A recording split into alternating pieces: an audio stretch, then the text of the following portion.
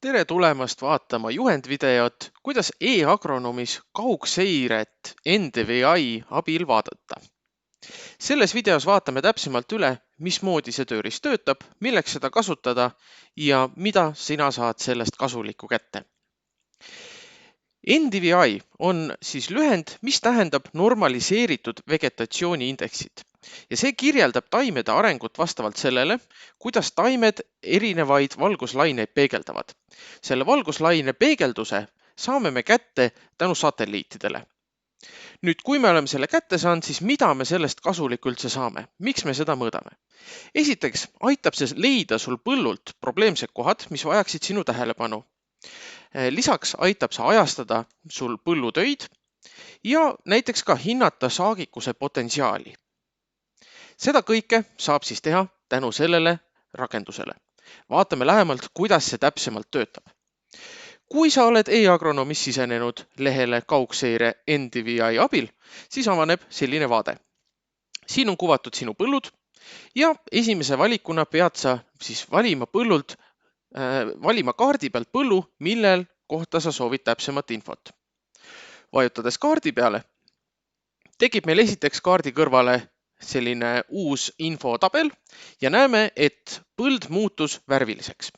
Nüüd need värvid, mida me siin näeme, ongi see info, mida me hakkame täpsemalt välja lugema. Ja meil on võimalik siis ühe põllu kohta, see kehtib ka kõikide teiste põldude kohta, mis sul on olemas, näha siis 4 erinevat pilti. Esimene neist on NDVI, mis siis on normaliseeritud vegetatsiooniindeks ja näitab ära, missugustes kohtades on meil vegetatsiooniga hästi ja kus kohas on võib-olla veidikene kehvemini. NRI annab meile infot selle kohta, kui palju infot on meil olemas lämmastiku kohta, ehk siis kas on lämmastikku palju või vähe.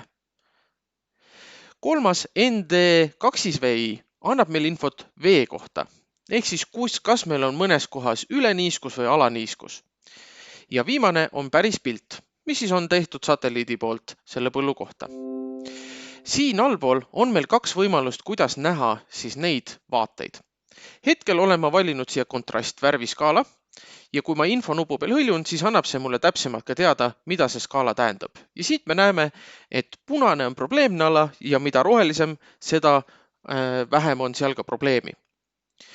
On võimalus kasutada ka teist skaalat, mis on siis nimega roheline värviskaala ja ka sellele on antud infonupu alt siis skaala selgitus, mis aitab sul välja leida, missuguses põllualas on täpsemad probleemsed kohad. Kui sa oled seda siin kasutamas, siis kindlasti saad sa jälgida just erinevaid näitajaid, et leida üles, mis võiks olla probleem ja selle põhjal tead sa juba minna ka oma põllu peal probleemsesse kohta uurima, mis seal täpsemalt toimub. Nagu siit ka näha, on siis iga valiku juures olemas info nupuke, mis annab sulle selle kohta infot, mida sa täpsemalt siit siis välja lugeda saad. Lisaks on siin all võimalus valida siis ka kuupäevade järgi, mis vaadet sa soovid kätte saada. Ehk siis need kuupäevad, kus on noolek ees, saad sa valida selle vaate ja näitab siis ära, mis tollel kuupäeval oli seis. Kui siin on kirjutatud tugev pilvisus, siis see annab märku, et selles vahemikus siin ei suutnud satelliit teha kvaliteetseid pilte ja neid me ei hakka hetkel näitama.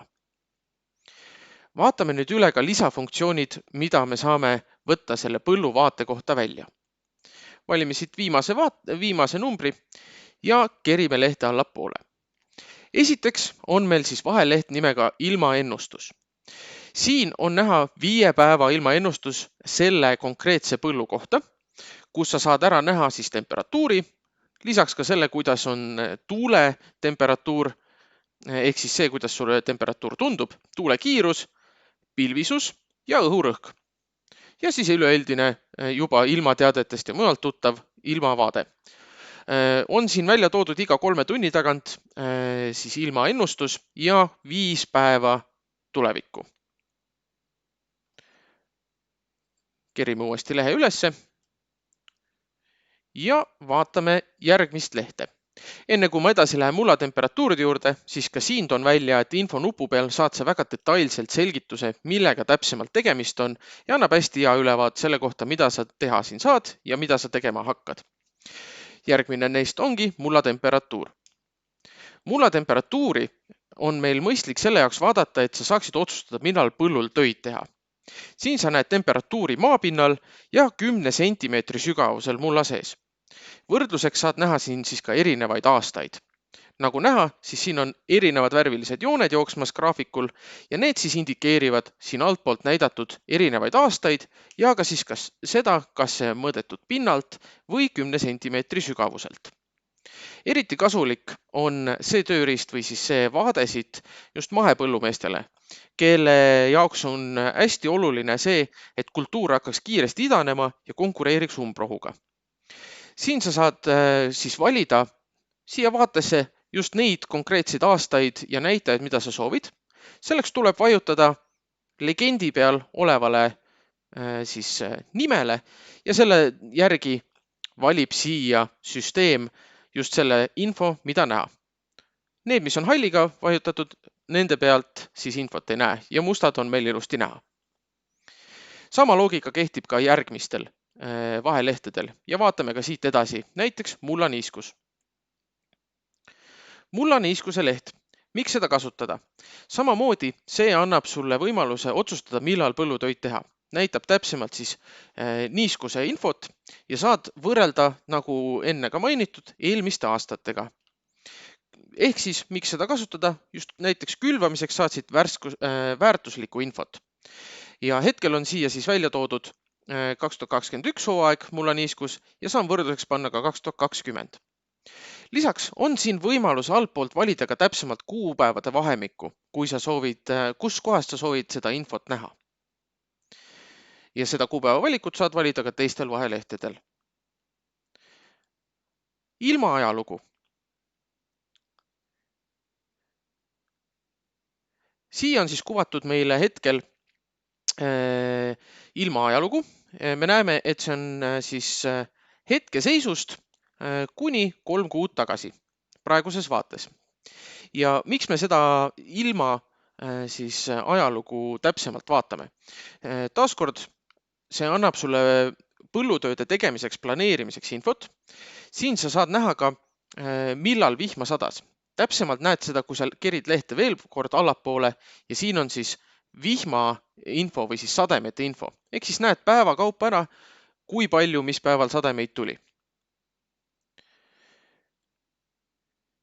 Siit graafikust aga saad näha siis infot temperatuuride kohta ja näitab ta siis üldist temperatuuri ja 24 tunni keskmist. Temperatuuride summa. Temperatuuride summa on nüüd selle jaoks siia toodud, et sa saaksid arvestada või planeerida ette saagi potentsiaali, kasvufaaside ja koristusaja siis hetkesid.